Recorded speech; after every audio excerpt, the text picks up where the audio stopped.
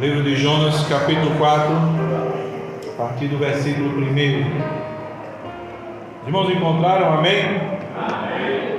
Diz a palavra do Senhor assim: com isso, desgostou-se Jonas extremamente e ficou irado. E orou ao Senhor e disse: ah, Senhor, não foi isso o que eu disse, estando ainda na minha terra?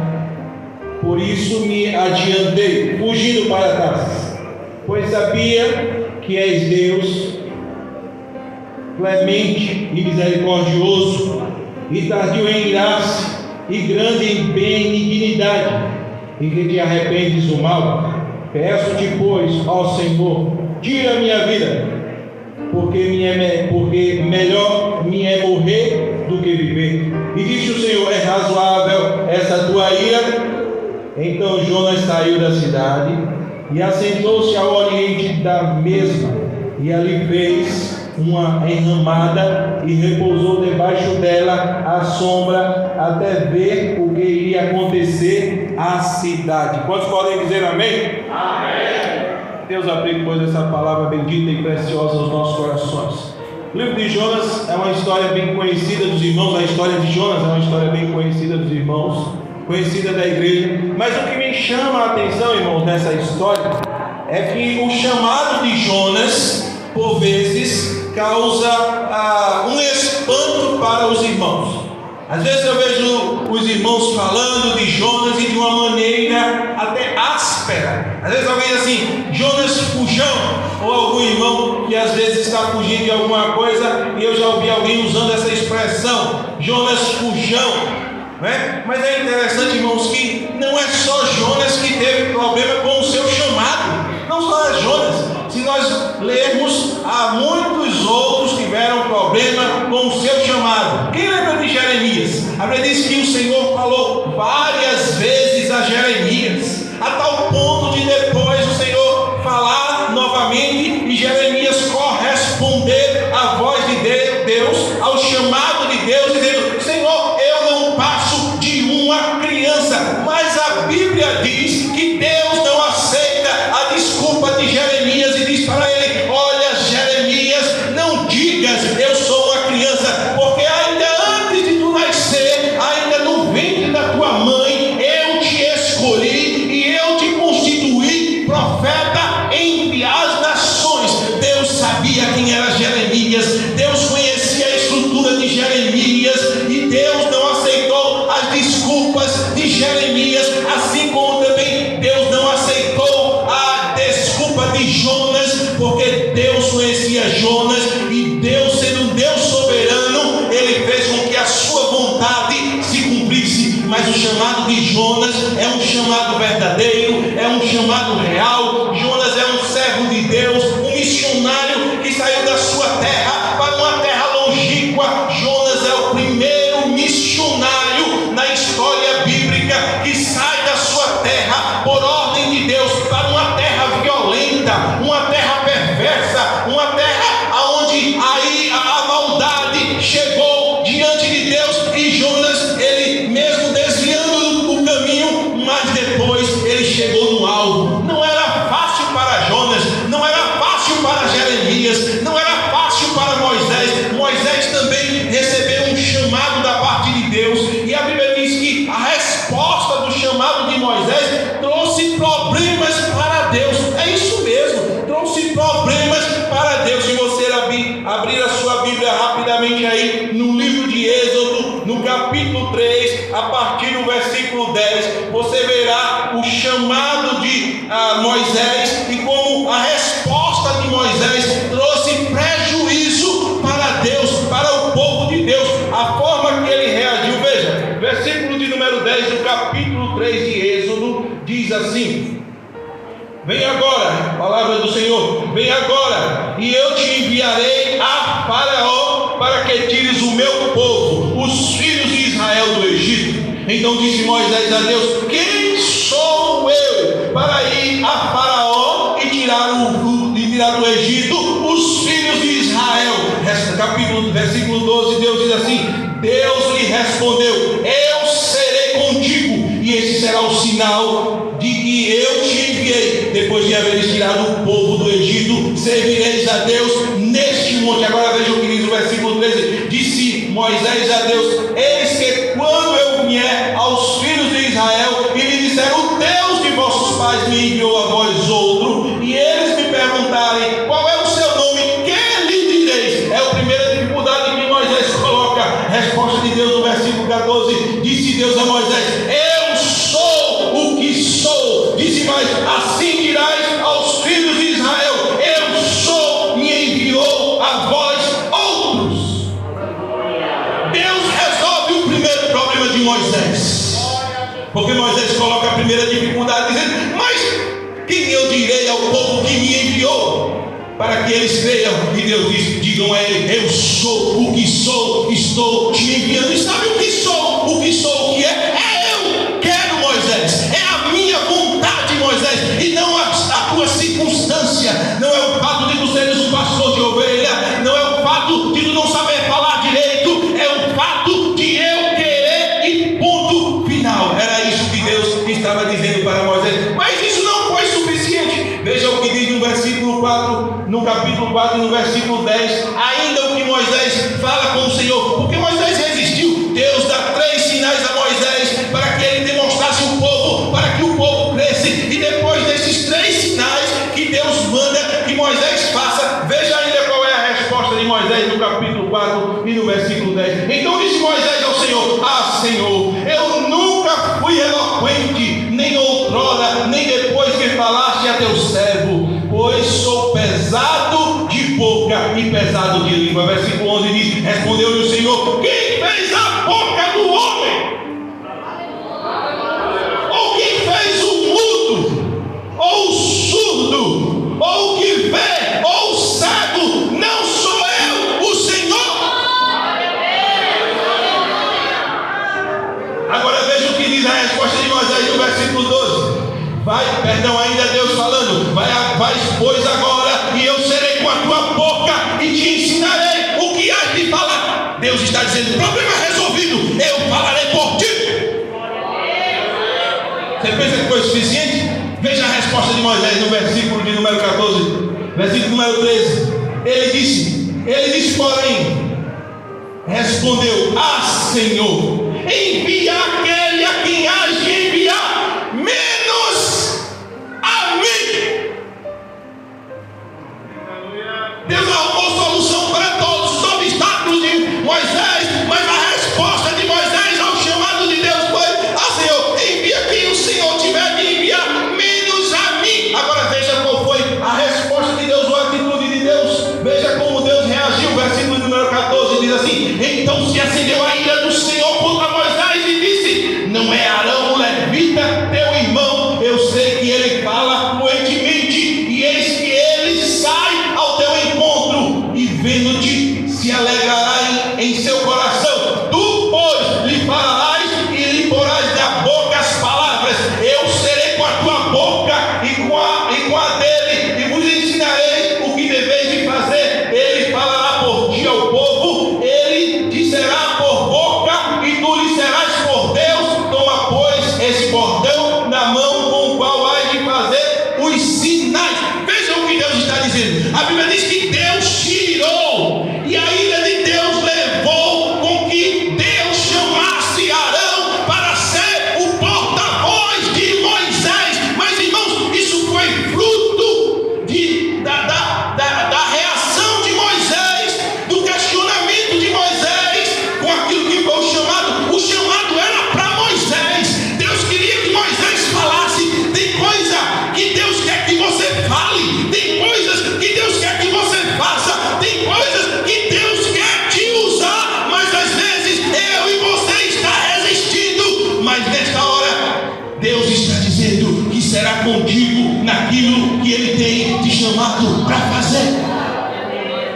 Mas sabe qual foi o problema disso tudo, irmãos? É que não estava no coração de Deus, e sim na permissão de Deus chamar Arão para ser o porta-voz de Moisés. E talvez você pergunte: qual é o problema disso? É porque lá na frente Deus sabia o lá na frente, e eu quero dizer para você que Deus sabe o lá na frente, e é por isso que Ele te chamou, e é por isso que Ele te escolheu, e é por isso que o plano a tua vida tem que ser contigo e não com outro.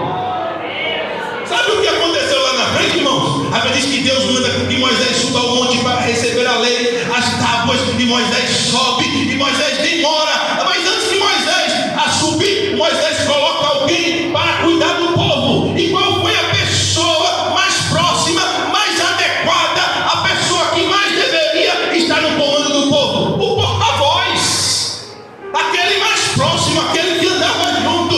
E a Bíblia diz que Moisés colocou Arão para cuidar do povo. Só que Moisés demorou. E Arão não era um líder tão líder assim como Moisés, como Josué. E diz a Bíblia que Moisés demorou. Quando Moisés demorou, o povo murmurou e começou a murmurar. E Arão deu um prazo. E aquele prazo Moisés não veio. E quando Moisés não veio, diz a Bíblia que Arão mandou tirar todas as joias daquelas pessoas e colocar na fogueira e fazer um ídolo. E fez um bezerro de ouro. E quando fez um bezerro de ouro, que Moisés estava lá no monte, Deus disse: desce depressa, Moisés, porque o povo pecou contra mim. E diz a Bíblia que Moisés desceu e vendo o povo naquela idolatria toda, quebrou as placas da aliança que Deus tinha feito com o seu próprio dedo. E diz a Bíblia que Deus se irou bastante, e por causa daquilo ali morreram cerca de 3.000 homens, tudo porque Moisés resistiu ao seu chamado. Se Moisés tivesse aceitado o seu chamado, certamente Arão não estava do seu lado, e certamente quem estaria era Josué. Certamente ele colocaria outra pessoa, um líder mais vocacionado. Tudo bem, irmãos, que a Bíblia não diz isso, mas nós podemos entender que Arão não estava nos planos de Deus, porque era um homem que foi escolhido pela resposta que Moisés deu. Mas Arão era sacerdote, irmãos. Arão já tinha a função dele. Eu não estou dizendo que Deus não tinha negócio na vida de Arão, mas Arão era um sacerdote e não um líder, e não um porta-voz. Deus queria que Moisés fosse o porta-voz, mas como Moisés resistiu, diz a Bíblia que a ira de Deus se acendeu e ele mandou que Arão fosse se encontrar com Moisés, e lá na frente não deu certo. O que eu quero dizer para você é o seguinte: se Deus te chamou, Ele sabe por que te chamou. Se Deus te escolheu, Ele sabe por que te escolheu. Se Deus deu uma missão, ainda que você pense que não é capacitado, mas você vai servir a um Deus que capacita, um Deus que transforma, um Deus que muda, um Deus que faz com aquele que está incapacitado seja completamente capacitado. Por isso, não resista ao chamado de Deus, não resista à vocação de Deus na tua vida, porque a tua vocação é algo inerente à tua existência. O chamado de Deus é tão forte na nossa vida, irmãos, que até Jonas, diante daquela situação, a Bíblia diz que ele ganhou almas, mesmo diante de uma resposta inadequada a Deus.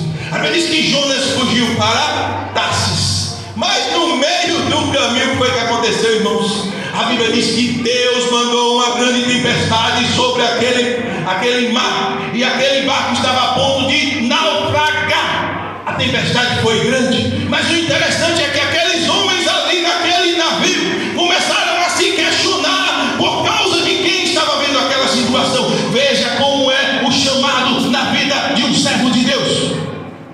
Diz a Bíblia que naquele momento lançaram sorte, e a sorte caiu sobre Jonas. Jonas estava escondido num porão, mas alguém foi lá e encontrou. Não adianta se esconder. O chamado de Deus na tua vida é algo real, e você nunca vai conseguir se esconder de Deus.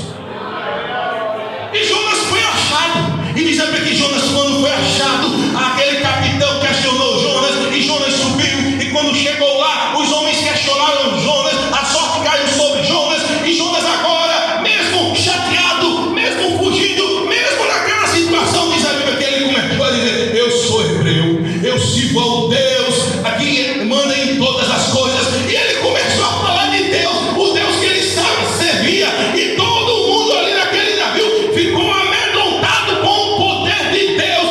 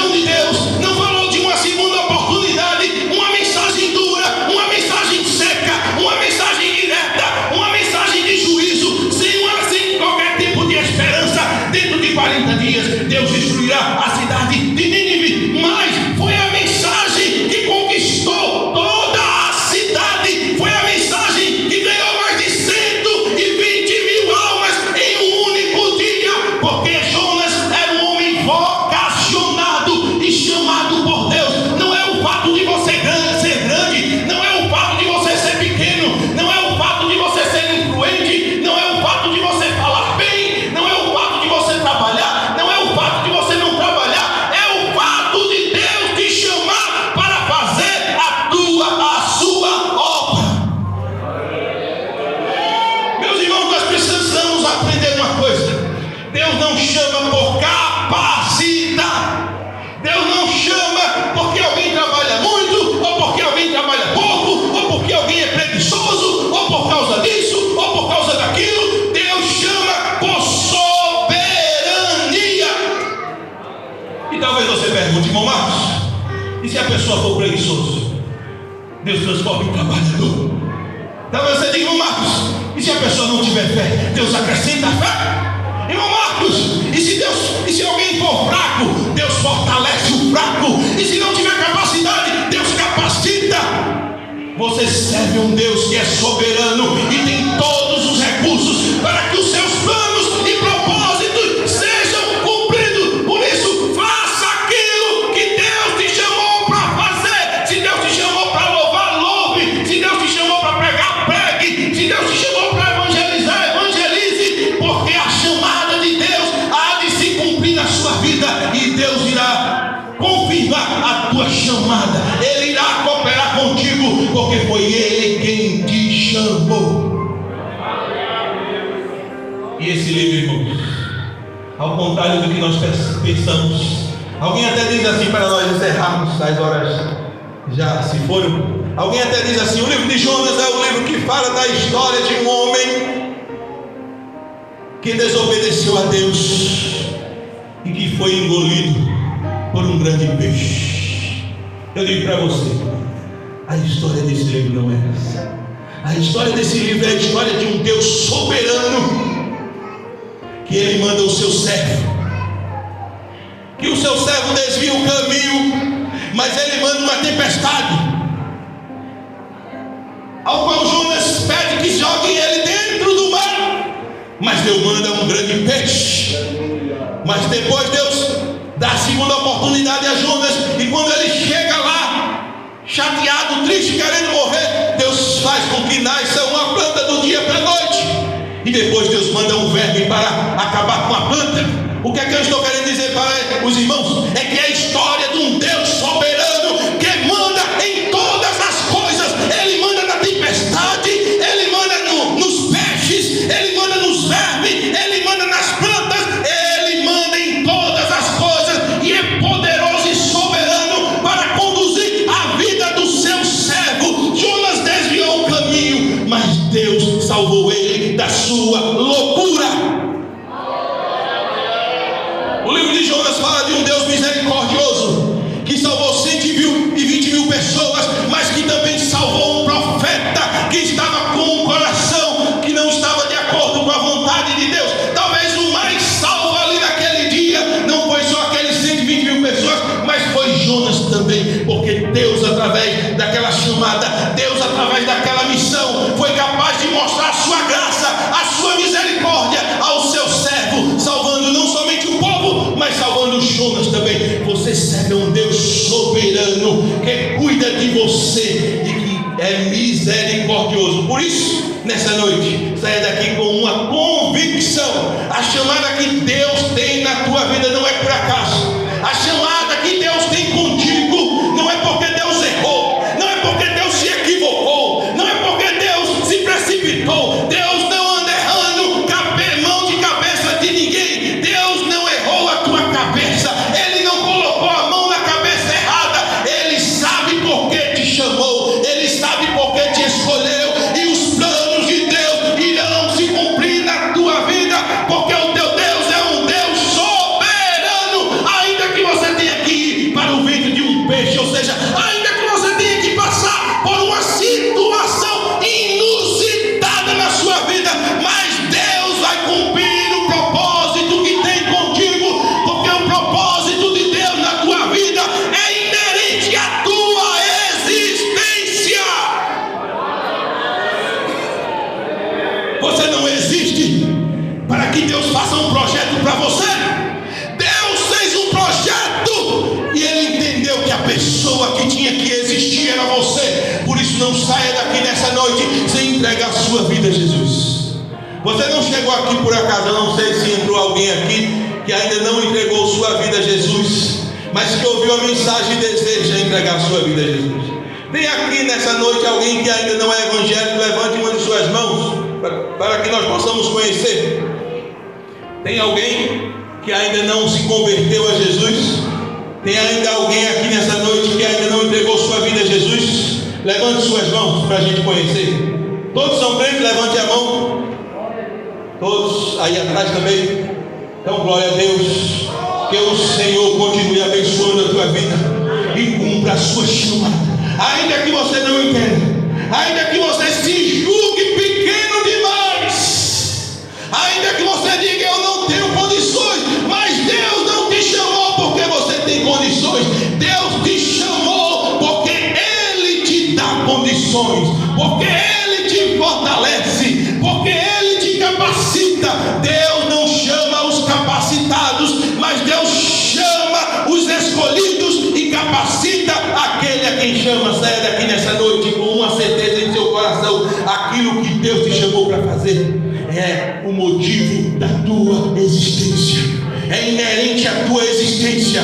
Por isso cumpra, por isso obedeça, porque obedecendo Deus será contigo durante a tua caminhada. Receba essa palavra em nome de Jesus. Não é minha, mas é Deus quem tem colocado em meu coração para distribuir à sua igreja em nome do Senhor Jesus. Que Deus abençoe.